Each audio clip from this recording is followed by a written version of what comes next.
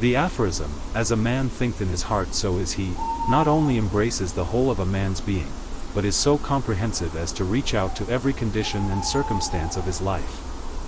A man is literally what he thinks, his character being the complete sum of all his thoughts. As the plant springs from, and could not be without, the seed, so every act of a man springs from the hidden seeds of thought, and could not have appeared without them. This applies equally to those acts called spontaneous and unpremeditated, as to those which are deliberately executed. Act is the blossom of thought, and joy and suffering are its fruits. Thus does a man garner in the sweet and bitter fruitage of his own husbandry. Thought in the mind hath made us what we are. By thought was wrought and built. If a man's mind hath evil thoughts, pain comes on him as comes the wheel the ox behind. If one endure in purity of thought, joy follows him as his own shadow, sure. Man is a growth by law, and not a creation by artifice, and cause and effect is as absolute and undeviating in the hidden realm of thought as in the world of visible and material things. A noble and godlike character is not a thing of favor or chance, but is the natural result of continued effort in right thinking, the effect of long-cherished association with godlike thoughts. An ignoble and bestial character, by the same process, is the result of the continued harboring of groveling thoughts. Man is made or unmade by himself. In the armory of thought he forges the weapons by which he destroys himself. He also fashions the tools with which he builds for himself heavenly mansions of joy and strength and peace.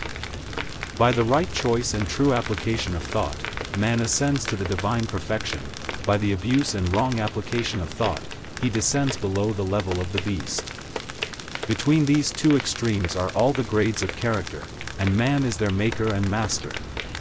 Of all the beautiful truths pertaining to the soul, which have been restored and brought to light in this age, none is more gladdening or fruitful of divine promise and confidence than this, that man is the master of thought, the molder of character, and the maker and shaper of condition, environment, and destiny. As a being of power, intelligence, and love, and the lord of his own thoughts, man holds the key to every situation, and contains within himself that transforming and regenerative agency by which he may make himself what he wills. Man is always the master, even in his weaker and most abandoned state, but in his weakness and degradation he is the foolish master who misgoverns his household. When he begins to reflect upon his condition, and to search diligently for the law upon which his being is established, he then becomes the wise master, directing his energies with intelligence, and fashioning his thoughts to fruitful issues. Such is the conscious master, and man can only thus become by discovering within himself the laws of thought, which discovery is totally a matter of application, self-analysis, and experience. Only by much searching and mining, are gold and diamonds obtained, and man can find every truth connected with his being, if he will dig deep into the mine of his soul, and that he is the maker of his character, the molder of his life, and the builder of his destiny, he may unerringly prove, if he will watch, control, and alter his thoughts, tracing their effects upon himself, upon others, and upon his life and circumstances, linking cause and effect by patient practice and investigation, and utilizing his every experience, even to the most trivial, everyday occurrence, as a means of obtaining that knowledge of himself which is understanding, wisdom, power. In this direction, as in no other, is the law absolute that, he that seeketh findeth, and to him that knocketh it shall be opened, for only by patience, practice, and ceaseless importunity can a man enter the door of the temple of knowledge. In the end, you are not a victim of your circumstances, you are the architect of your own life. Stop trying to fix the leaves on the outside and start tending to the roots on the inside, where the real work happens. For what you truly choose to hold in your mind today, becomes the reality you will live tomorrow. Your destiny is not written by fate, it is carved by the quiet strength of your own thoughts. Man's mind may be likened to a garden, which may be intelligently cultivated or allowed to run wild, but whether cultivated or neglected, it must, and will, bring forth. If no useful seeds are put into it, then an abundance of useless weed seeds will fall therein, and will continue to produce their kind. Just as a gardener cultivates his plot, keeping it free from weeds, and growing the flowers and fruits which he requires, so may a man tend the garden of his mind, weeding out all the wrong, useless, and impure thoughts, and cultivating toward perfection the flowers and fruits of right, useful, and pure thoughts. By pursuing this process, a man sooner or later discovers that he is the master gardener of his soul, the director of his life. He also reveals, within himself, the laws of thought, and understands, with ever-increasing accuracy, how the thought forces and mind elements operate in the shaping of his character, circumstances, and destiny. Thought and character are one, and as character can only manifest and discover itself through environment and circumstance, the outer conditions of a person's life will always be found to be harmoniously related to his inner state. This does not mean that a man's circumstances at any given time are an indication of his entire character, but that those circumstances are so intimately connected with some vital thought element within himself that, for the time being, they are indispensable to his development. Every man is where he is by the law of his being. The thoughts which he has built into his character have brought him there, and in the arrangement of his life there is no element of chance, but all is the result of a law which cannot err. This is just as true of those who feel out of harmony with their surroundings as of those who are contented with them. As a progressive and evolving being, man is where he is that he may learn, that he may grow, and as he learns the spiritual lesson which any circumstance contains for him, it passes away and gives place to other circumstances. Man is buffeted by circumstances so long as he believes himself to be the creature of outside conditions, but when he realizes that he is a creative power, and that he may command the hidden soil and seeds of his being out of which circumstances grow, he then becomes the rightful master of himself. That circumstances grow out of thought every man knows who has for any length of time practiced self-control and self-purification, for he will have noticed that the alteration in his circumstances has been in exact ratio with his altered mental condition. The soul attracts that which it secretly harbors, that which it loves, and also that which it fears. It reaches the height of its cherished aspirations, it falls to the level of its unchastened desires, and circumstances are the means by which the soul receives its own. Every thought seed sown or allowed to fall into the mind, and to take root there, produces its own, blossoming sooner or later into act, and bearing its own fruitage of opportunity and circumstance. Good thoughts bear good fruit, bad thoughts bad fruit. The outer world of circumstance shapes itself to the inner world of thought, and both pleasant and unpleasant external conditions are factors, which make for the ultimate good of the individual. A man does not come to the almshouse or the jail by the tyranny of fate or circumstance, but by the pathway of groveling thoughts and base desires. Circumstance does not make the man, it reveals him to himself. Men do not attract that which they want, but that which they are. The divinity that shapes our ends is in ourselves, it is our very self. Only himself manacles man. Thought and action are the jailers of fate, they imprison, being base. They are also the angels of freedom, they liberate, being noble. I have introduced these three cases merely as illustrative of the truth that man is the causer of his circumstances, and that, whilst aiming at a good end, he is continually frustrating its accomplishment by encouraging thoughts and desires which cannot possibly harmonize with that end.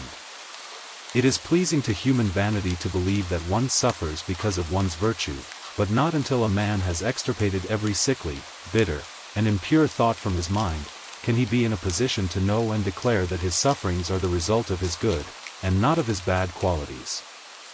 Good thoughts and actions can never produce bad results. Bad thoughts and actions can never produce good results. Suffering is always the effect of wrong thought in some direction. It is an indication that the individual is out of harmony with himself, with the law of his being. The sole and supreme use of suffering is to purify, to burn out all that is useless and impure. Suffering ceases for him who is pure. A man only begins to be a man when he ceases to whine and revile, and commences to search for the hidden justice which regulates his life. And as he adapts his mind to that regulating factor, he ceases to accuse others as the cause of his condition, and builds himself up in strong and noble thoughts. Let a man radically alter his thoughts, and he will be astonished at the rapid transformation it will effect in the material conditions of his life. Men imagine that thought can be kept secret, but it cannot. It rapidly crystallizes into habit, and habit solidifies into circumstance. Bestial thoughts crystallize into habits of drunkenness and sensuality, which solidify into circumstances of destitution and disease. Beautiful thoughts of all kinds crystallize into habits of grace and kindliness, which solidify into genial and sunny circumstances. A particular train of thought persisted in, be it good or bad, cannot fail to produce its results on the character and circumstances.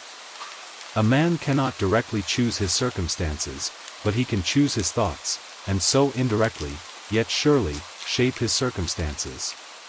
So you will be what you will to be. Let failure find its false content in that poor word, environment.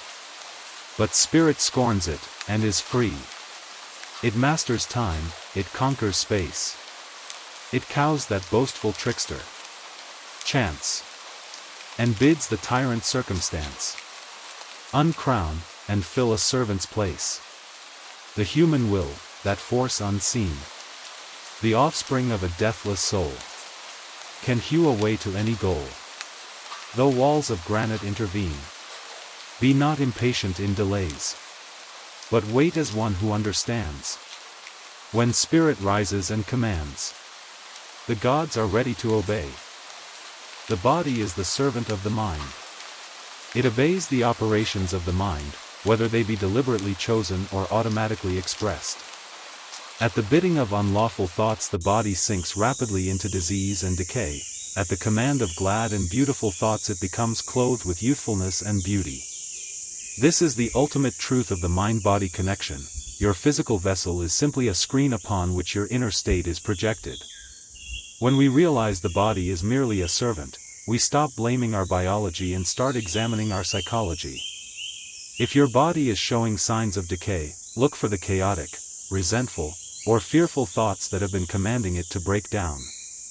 Disease and health, like circumstances, are rooted in thought. Sickly thoughts will express themselves through a sickly body.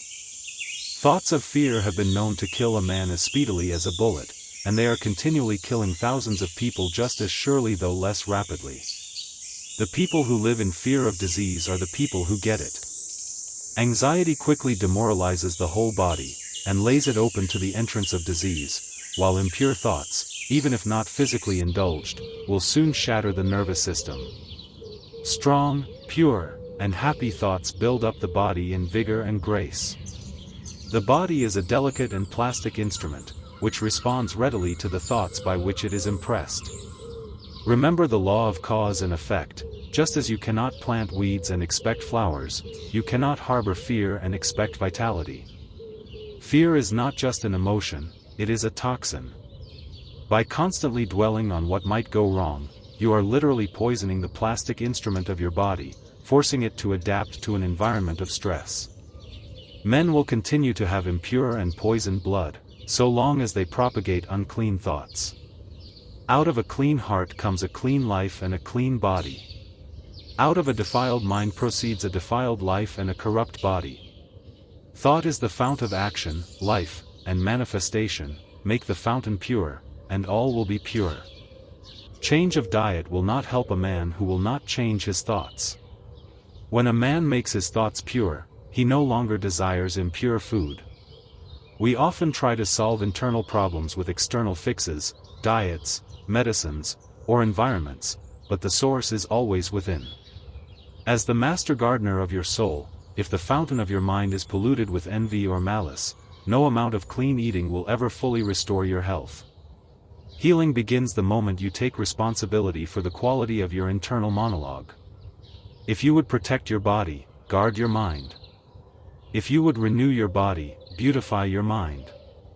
Thoughts of malice, envy, disappointment, despondency, rob the body of its health and grace.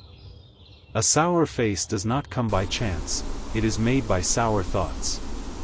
Wrinkles that mar are drawn by folly, passion, and pride. I know a woman of 96 who has the bright, innocent face of a girl. I know a man well under middle age whose face is drawn into inharmonious contours. I know a man well under middle age whose face is drawn into inharmonious contours. The one is the result of a sweet and sunny disposition, the other is the outcome of passion and discontent.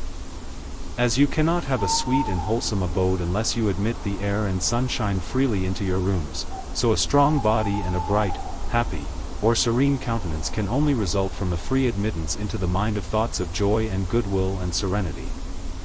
There is no physician like cheerful thought for dissipating the ills of the body, there is no comforter to compare with goodwill for dispersing the shadows of grief and sorrow. To live continually in thoughts of ill will, cynicism, suspicion, and envy, is to be confined in a self-made prison hole. But to think well of all, to be cheerful with all, to patiently learn to find the good in all, such unselfish thoughts are the very portals of heaven, and to dwell day by day in thoughts of peace toward every creature will bring abounding peace to their possessor. Until thought is linked with purpose, there is no intelligent accomplishment. With the majority, the bark of thought is allowed to drift upon the ocean of life. Aimlessness is a vice, and such drifting must not continue for him who would steer clear of catastrophe and destruction. They who have no central purpose in their life fall an easy prey to petty worries, fears, troubles, and self-pityings, all of which are indications of weakness, which lead, just as surely as deliberately planned sins, to failure, unhappiness, and loss, for weakness cannot persist in a power-evolving universe. Life without a target is like a ship without a rudder, tossed by the tides of circumstance and the winds of fleeting emotion. We often wonder why we feel anxious or overwhelmed, yet the answer lies in our lack of a North Star. When you do not choose your purpose, the world will choose your distractions for you, and you become a slave to every passing impulse. A man should conceive of a legitimate purpose in his heart, and set out to accomplish it. He should make this purpose the centralizing point of his thoughts. It may take the form of a spiritual ideal, or it may be a worldly object, but whichever it is, he should steadily focus his thought forces upon the object, which he has set before him. He should make this purpose his supreme duty, and should devote himself to its attainment, not allowing his thoughts to wander away into ephemeral fancies, longings, and imaginings. This is the royal road to self-control and true concentration of thought. Even if he fails again and again to accomplish his purpose, the strength of character gained will be the measure of his true success, and this will form a new starting point for future power and triumph. Those who are not prepared for the apprehension of a great purpose should fix the thoughts upon the faultless performance of their duty, no matter how insignificant their task may appear. Only in this way can the thoughts be gathered and focused, and resolution and energy be developed, which being done, there is nothing which may not be accomplished. The weakest soul, knowing its own weakness, and believing this truth that strength can only be developed by effort and practice, will, thus believing, at once begin to exert itself, and, adding effort to effort, patience to patience, and strength to strength, will never cease to develop, and will at last grow divinely strong. As the physically weak man can make himself strong by careful and patient training, so the man of weak thoughts can make them strong by exercising himself in right thinking. By transforming our daily duties into a training ground for the mind, we stop waiting for a perfect life to arrive, and we start building the strength required to handle whatever life throws at us. To put away aimlessness and weakness, and to begin to think with purpose, is to enter the ranks of those strong ones who only recognize failure as one of the pathways to attainment, who make all conditions serve them, and who think strongly, attempt fearlessly, and accomplish masterfully. Having conceived of his purpose, a man should mentally mark out a straight pathway to its achievement, looking neither to the right nor the left. Doubts and fears should be rigorously excluded, they are disintegrating elements, which break up the straight line of effort, rendering it crooked, ineffectual, useless. Thoughts of doubt and fear never accomplished anything, and never can. They always lead to failure. Purpose, energy, power to do, and all strong thoughts cease when doubt and fear creep in. The will to do springs from the knowledge that we can do. Doubt and fear are the great enemies of knowledge, and he who encourages them, who does not slay them, thwarts himself at every step. He who has conquered doubt and fear has conquered failure. His every thought is allied with power, and all difficulties are bravely met and wisely overcome.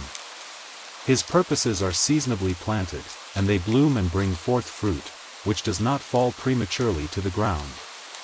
Thought allied fearlessly to purpose becomes creative force. He who knows this is ready to become something higher and stronger than a mere bundle of wavering thoughts and fluctuating sensations.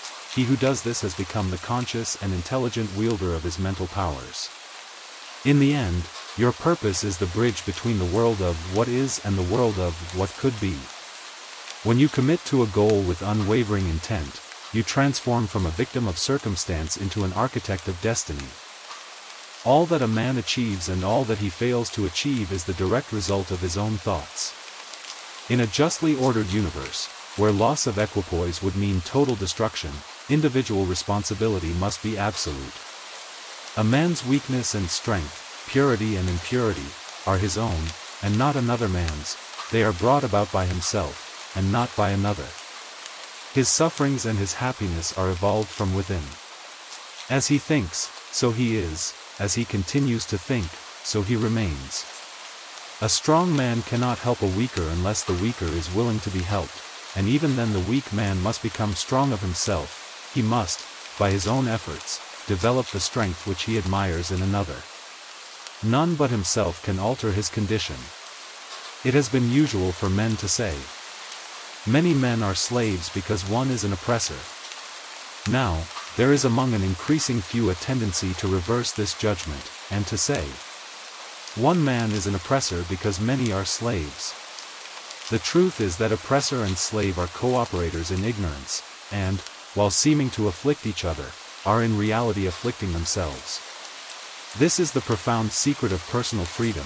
We often look outward for the chains that bind us, blaming society, the system, or the oppressor. Yet the most formidable chains are forged in the silence of our own minds. When we stop playing the role of the victim, we cease to be the collaborator in our own stagnation. True liberation begins the moment you accept that your inner state is the only territory you truly control. A man can only rise, conquer, and achieve by lifting up his thoughts.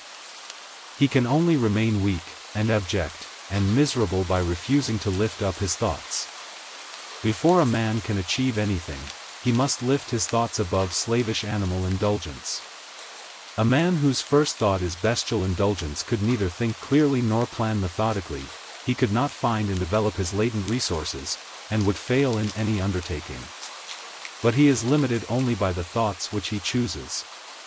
There can be no progress, no achievement without sacrifice, and a man's worldly success will be in the measure that he sacrifices his confused animal thoughts, and fixes his mind on the development of his plans.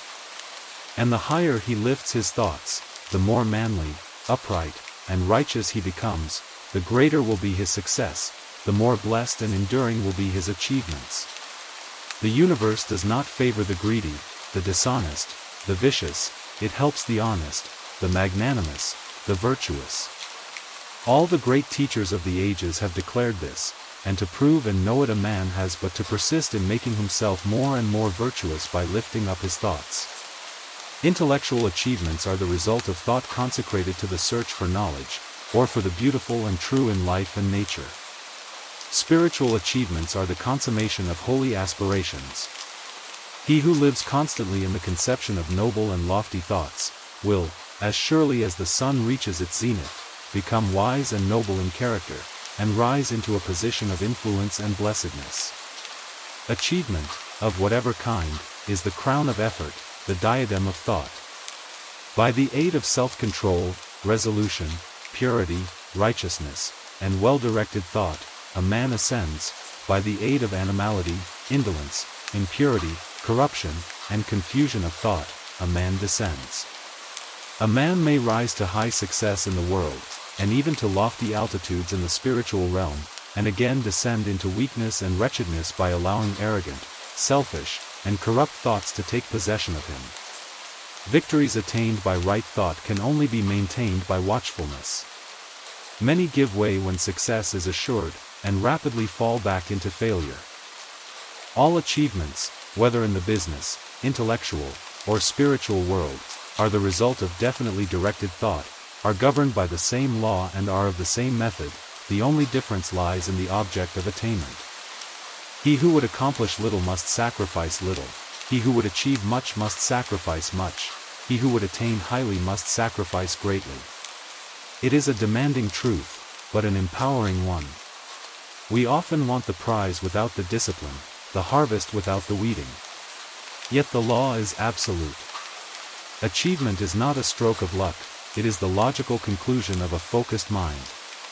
To reach the top, you must be willing to let go of the lower versions of yourself, because the person you are today is the exact manifestation of the thoughts you have nourished, and the person you become tomorrow will be the reflection of what you are willing to sacrifice for that vision. The dreamers are the saviors of the world. As the visible world is sustained by the invisible, so men, through all their trials and sins and sordid vocations, are nourished by the beautiful visions of their solitary dreamers. Humanity cannot forget its dreamers, it cannot let their ideals fade and die, it lives in them, it knows them in the realities which it shall one day see and know. Composer, sculptor, painter, poet, prophet, sage, these are the makers of the afterworld, the architects of heaven. The world is beautiful because they have lived, without them, laboring humanity would perish. We often dismiss dreams as unrealistic or escapist, but they are, in truth, the blueprints of reality. Every bridge you cross, every song you hear, every structure of society that serves you, was once a fragile, invisible thought in the mind of a dreamer. To dream is to look past the limitations of the present and reach into the potential of the future. He who cherishes a beautiful vision, a lofty ideal in his heart, will one day realize it. Columbus cherished a vision of another world, and he discovered it. Buddha beheld the vision of a spiritual world of stainless beauty and perfect peace, and he entered into it. Cherish your visions, cherish your ideals, cherish the music that stirs in your heart, the beauty that forms in your mind, for out of them will grow all delightful conditions, all heavenly environment. To desire is to obtain, to aspire is to achieve. Dream lofty dreams, and as you dream, so shall you become. Your vision is the promise of what you shall one day be, your ideal is the prophecy of what you shall at last unveil. The greatest achievement was at first and for a time a dream. The oak sleeps in the acorn, the bird waits in the egg, and in the highest vision of the soul a waking angel stirs. Dreams are the seedlings of realities. Your circumstances may be uncongenial, but they shall not long remain so if you but perceive an ideal and strive to reach it. You cannot travel within and stand still without. Here is a youth hard pressed by poverty and labor, but he dreams of better things, he conceives of, mentally builds up, an ideal condition of life, unrest urges him to action, and he utilizes all his spare time to the development of his latent powers. Very soon so altered has his mind become that his present situation can no longer hold him. It has become so out of harmony with his mentality that it falls out of his life as a garment is cast aside. Years later, we see this youth as a master of certain forces of the mind, wielding worldwide influence. He has realized the vision of his youth. He has become one with his ideal. The thoughtless, the ignorant, and the indolent, seeing only the apparent effects, talk of luck, of fortune, and chance. They do not see the trials and failures and struggles which these men have voluntarily encountered, they do not see the darkness and the heartaches, they only see the light and joy, and call it luck. In all human affairs there are efforts, and there are results, and the strength of the effort is the measure of the result. Chance is not. Gifts, powers, material, intellectual, and spiritual possessions are the fruits of effort, they are thoughts completed, objects accomplished, visions realized. It is easy to look at someone successful and label their life as lucky, but remember that every overnight success is built on years of unseen sacrifices and battles fought in the mind. Do not be fooled by the pleasant goal you see in others, focus instead on the arduous journey they undertook. The vision you enthrone in your heart is not just a fantasy, it is a command to your future self. Protect it, nurture it, and refuse to let the noise of the world convince you that it is impossible. You are building your world by the quality of the dreams you refuse to abandon. Calmness of mind is one of the beautiful jewels of wisdom. It is the result of long and patient effort in self-control.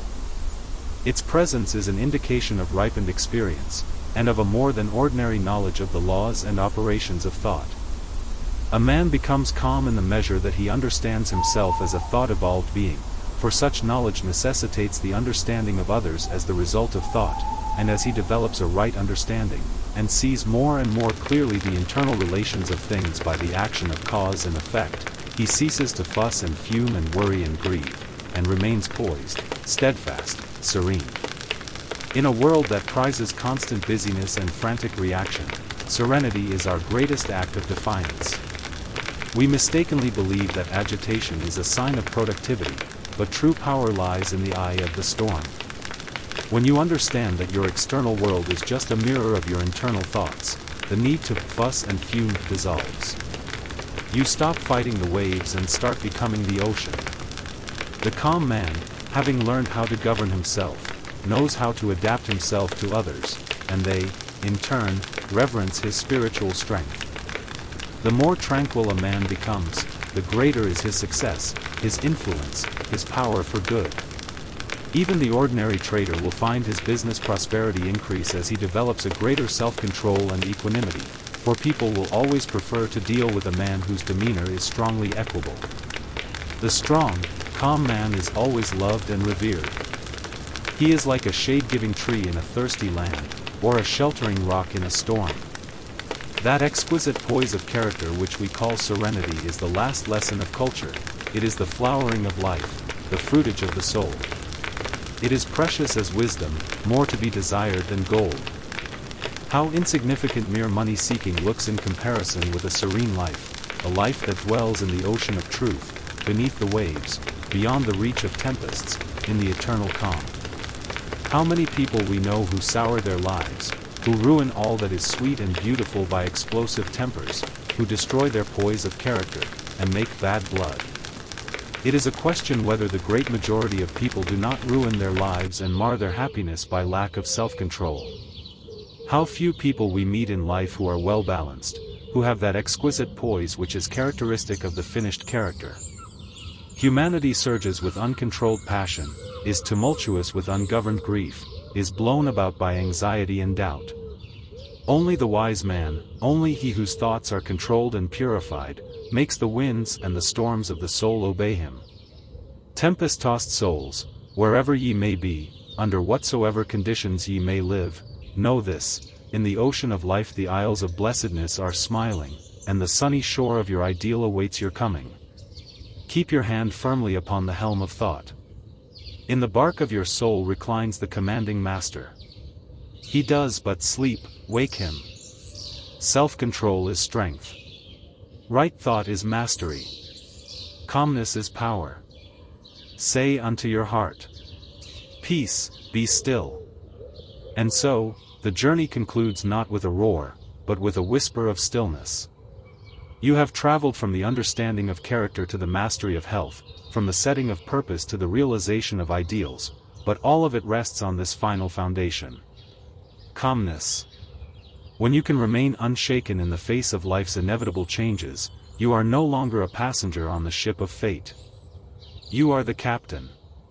You have learned that the greatest victory is not over the world, but over the restless tides of your own mind, and in that stillness, you finally come home to yourself.